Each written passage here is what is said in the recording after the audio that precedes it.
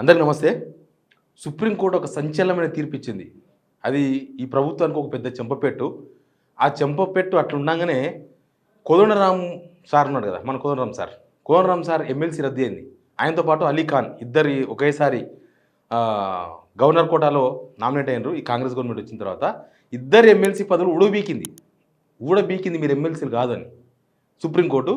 ఈ విషయం సంబంధించి మాట్లాడదాం మనం. ఎందుకంటే ఈయన ఎమ్మెల్సీ కావడమే పెద్ద నాటకీయ పరిణామాల మధ్య ఎమ్మెల్సీ అయ్యిండు. అదో పెద్ద గేమ్ అయింది. దానిలో కోదండరాం ఇప్పుడు బలైండు. అన్ని విషయాలు మాట్లాడదాం. మీకు నా వార్త నచ్చితే, సిగ్నల్ టీవీ వార్తలు నచ్చితే సబ్స్క్రైబ్ చేయండి. సబ్జెక్ట్లోకి పోదాము. మీకు అందరికీ తెలుసు ఆయన జనసమితి నేతనే, కానీ కాంగ్రెస్ రికమెండెడ్ ఎమ్మెల్సీ. ఏమైంది యాక్చువల్గా మీకు అంతకన్నా ముందు బీఆర్ఎస్ గవర్నమెంట్ ఉన్నప్పటి నుంచి కొద్ది స్టోరీ చెప్తా.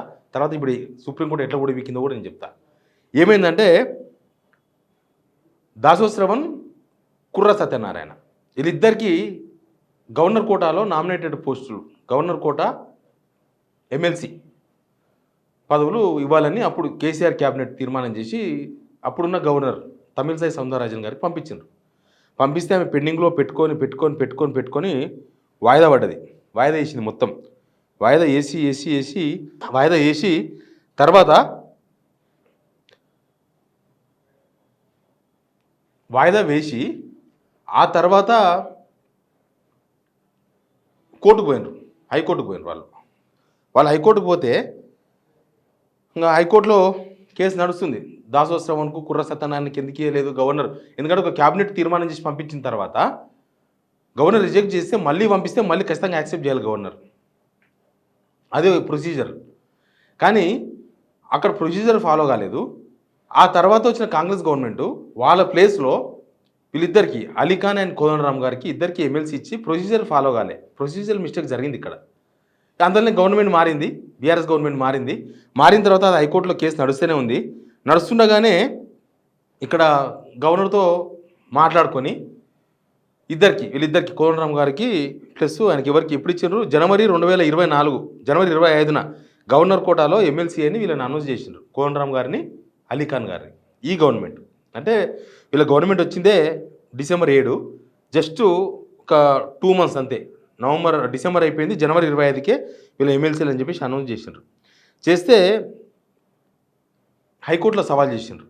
మరి ఇక్కడ ఆల్రెడీ ఇదంతా ఉంది, మళ్ళీ వీళ్ళను ఈ గవర్నమెంట్ వచ్చేసింది, మన నడుస్తుంది కదా కేసు అని చేస్తే హైకోర్టు కూడా స్టే ఇచ్చే పరిణామాలు ఉండే. అది ముందే తెలిసిపోయి ఏం చేసిండు? కోదండరాం గారు అయితే దొంగతనంగా ప్రమాణ స్వీకారం చేయకపోయిండు. పొద్దుగాల 8 గంటలకు శాసనమండలిలో ఉన్నాడు. కరెక్ట్గా ఆ రోజు గుత్తా సుఖేందర్ రెడ్డి శాసనమండలి చైర్మన్, ఆయనకి ఇది ఆరోగ్యం బాలేక హాస్పిటల్లో ఉన్నాడు, యశోద హాస్పిటల్. ఆయన లేకపోతే నా ప్రమాణ స్వీకారం చేయనికి రాదు కదా, చేయలేదు. మధ్యాహ్నం 11 గంటలకు స్టే ఇచ్చింది హైకోర్టు. స్టే ఇచ్చింది తాత్కాలికంగా. స్టే ఇచ్చిన తర్వాత స్టే ఇచ్చిందంటే మళ్ళీ గవర్నర్కు నోటీస్ ఇచ్చింది. అసలు గవర్నరు వివరణ అడిగింది, ఏం కథ అని. అంతలోపలనే వీళ్ళు ప్రమాణ స్వీకారం రెడీ చేస్తున్నారు గవర్నర్తో మాట్లాడుకొని. చేసుకున్న తర్వాత సుప్రీంకోర్టుకు పోయినారు వీళ్ళు. ఎప్పుడు పోయినారు? ఆగస్టు 14న సుప్రీంకోర్టుకు పోయినారు. హైకోర్టు ఆదేశంపై స్టే ఆర్డర్ జారీ చేసింది సుప్రీంకోర్టు. అప్పుడు దాన్ని మేనేజ్ చేసుకొని ఆగస్టు 16, 2024 కోదండరాం ప్రమాణ స్వీకారం చేసినారు. ఆ తర్వాత ఏమైంది? సుప్రీంకోర్టులో కేసు నడుస్తూనే ఉండే. ప్రొసీజర్ మిస్టేక్ జరిగిందని ఇప్పుడు వీళ్ళ ఇద్దరి పదవులను రద్దు చేసింది. నాకు తెలిసి ఇది మన ఉమ్మడి ఆంధ్రప్రదేశ్ నుంచి నడిచిన చరిత్రలో ఇదే ఫస్ట్ ఏమో అని నేను అనుకుంటున్నా బహుశా. ఎందుకంటే ఎమ్మెల్సీ పదవులు కోసం స్థాయి దిగజార్చుకున్నాడు కోదండరాం గారు. ఆయన మంచి గౌరవపూర్వకంగా ఎమ్మెల్సీ కావచ్చు, గౌరవపూర్వకంగా ఎమ్మెల్యే కావచ్చు, గౌరవపూర్వకంగా మంత్రి కావచ్చు, గౌరవపూర్వకంగా సీఎం కూడా కావచ్చు. కానీ ఇక్కడ ఆల్రెడీ కాంట్రవర్సీ ఎమ్మెల్సీ ప్లేసులు అవి. ఆ కాంట్రవర్సీ ప్లేసుల్లో ఆయన కాంట్రవర్సీ ఎమ్మెల్సీ అయ్యాడు. తీరా చూస్తే సుప్రీంకోర్టు కొట్టేసి అక్కడికి పోయింది. ఇప్పుడు మాట్లాడదాం. కోదండరాం సార్ ఫోన్ చేద్దాం, దాసోశ్రవణ్ కూడా ఫోన్ చేద్దాం, ఏమంటారో. Incoming call facility is temporarily not available on this number. Incoming call out of service అంట కోదండరాం గారిది. అప్పుడే తెలిసిపోయిందా? Out of service. ఇప్పుడు ఎవరి ఇజ్జత్ పోయినట్లు? పెద్ద మనిషిగా కోదండరాం ఇజ్జత్ పోయింది. ఆ పోషించిన ముఖ్యమంత్రికి ఏమి ఇజ్జత్ ఉన్నట్టు? ఇప్పుడు ఒక ఎమ్మెల్సీ పదవి పెద్దల సభకు ఒక పెద్ద మనిషిని పంపినప్పుడే చాలా గౌరవప్రదంగా పంపాలి. అది తీసుకునేటప్పుడు కూడా ఆయన గౌరవప్రదంగా తీసుకోవాలి ఆ పదవిని. కానీ ఆడ కోర్టులో ఉండంగా కోర్టు స్టే ఇస్తుందేమని చెప్పి చక్కగా పోయి ప్రమాణ స్వీకారం చేస్తే లాస్ట్కు సుప్రీంకోర్టు ఇచ్చింది, పీకేసింది, స్టే కాదు. ఏం వచ్చింది దీంతోనా? కోనరాం సార్కు నిజంగా గౌరవపూర్వకంగా బీఆర్ఎస్ గవర్నమెంట్, అప్పుడు టీఆర్ఎస్ గవర్నమెంట్లోనే ఏదో రాజ్యసభ గట్లాంటి చాలా ఆఫర్లు వస్తే స్టార్టింగ్ ఒప్పుకోలేదు ఆయన. అప్పటికే 2014 ఎలక్షన్స్ కన్నా ముందే ఈయన కాంగ్రెస్తో కొలబరేటెడ్ అయి ఉన్నాడు అనేది పెద్ద చర్చ మార్కెట్లో. అప్పటికే ఆయన కాంగ్రెస్కి ఎందుకో మరి తెలంగాణ ఉద్యమంలో మంచిగానే ఉన్నాడు. తెలంగాణ ఉద్యమం అయిపోయిన తర్వాత ఎలక్షన్ వచ్చింది, తెలంగాణ వచ్చింది, 2014 ఎలక్షన్ వచ్చింది. రాగానే ఇక్కడ వండుకుంటా అక్కడ నడిపించిండట వ్యవహారం మొత్తం. అక్కడ వ్యవహారం నడిపిస్తే అది అటు ఇట్లా తెలిసింది, ఆయన పట్టించుకోలేదు ఉద్యమకాడని చెప్పి. ఆయనకి ఏదో పదవులు యుద్ధము, రాజ్యసభ యుద్ధము, పెద్ద మనిషి కదా పెద్ద సభ పంపిద్దాం అట్లా ఇట్లా అంటే నథింగ్, నో నో నో అన్నట. ఆడికి టీఎస్పిఎస్సి సబ్జెక్టు కమిటీ ఉండే, ఆ కమిటీలు వేసినారు. ఇంకా అదే లాస్ట్, ఇంకా ఆ తర్వాత దూరం అయిపోయింది వాళ్ళకి.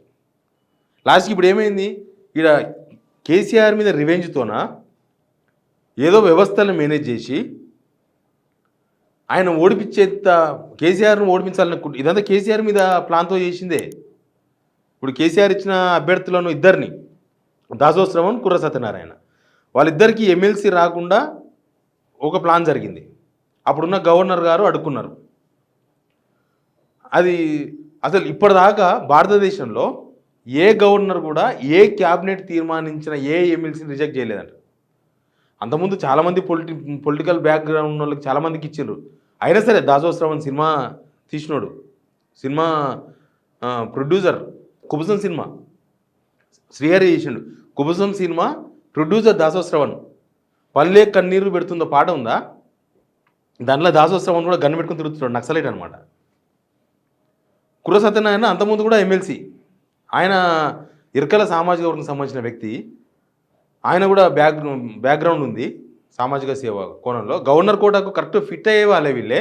కానీ రాజకీయాలతో కేసీఆర్కు గవర్నర్కు పడక మధ్యలో గ్యాప్ వచ్చి యువతలు కొంతమంది గవర్నర్ గారిని రెచ్చగొట్టి, కొంతమంది ఉంటారు కదా గవర్నర్ గారిని రెచ్చగొట్టి చేస్తే దాని కేసీఆర్ పని అయిపోయింది, కేసీఆర్ని ఓడించేసినాం, ఆల్రెడీ అసెంబ్లీ ఎలక్షన్స్ అయిపోయినాయి, ఇంకేం చేస్తారని చెప్పి కాంగ్రెస్ గవర్నమెంట్ వచ్చిన తర్వాత మళ్ళీ వీళ్ళు పదురుకొని ఈ ఇద్దరిని ఎక్కిచ్చారు.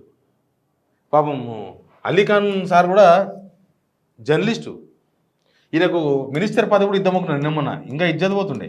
మినిస్టర్ పదవి కూడా అన్నారు మైనార్టీ కోటాల, ఇవ్వలే, తొందరపడి ఆగిర్రు. హైదరాబాద్ కోటాలో ఇద్దామనుకున్నారు.